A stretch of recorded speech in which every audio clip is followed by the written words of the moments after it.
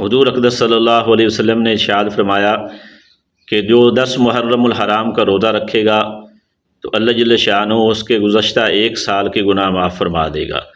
अल्लाह के नबी सल्लल्लाहु अलैहि वसल्लम जब मक्का से हिजरत करके मदीना गए तो आप सल्लल्लाहु अलैहि वसल्लम ने जब 10 मुहर्रम का रोज़ा रखा तो हुज़ूर सल्लल्लाहु अलैहि वसल्लम को बताया गया कि यहाँ के यहूदी जो हैं वो भी 10 मुहर्रम का रोज़ा रखते हैं।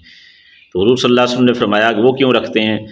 तो बताया गया कि इसलिए कि इस दिन अल्लाह ताला ने मूसा अलैहिस्सलाम को नजात दी थी और फ़िरौन को गर्क किया था, तो उसके शुक्राने के अंदर वो रोज़ा रखते हैं।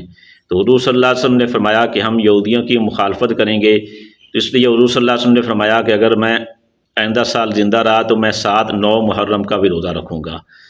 तो इसलिए 10 मुहर्रम के साथ 9 मुहर्रम का रोज़ा मिला लिया जाए या 11 मुहर्रम का रोज़ा मिला लिया जाए तो अल्लाह जल्ल शानुहू इसकी वजह से एक साल के गुनाह को माफ़ फरमा देगा।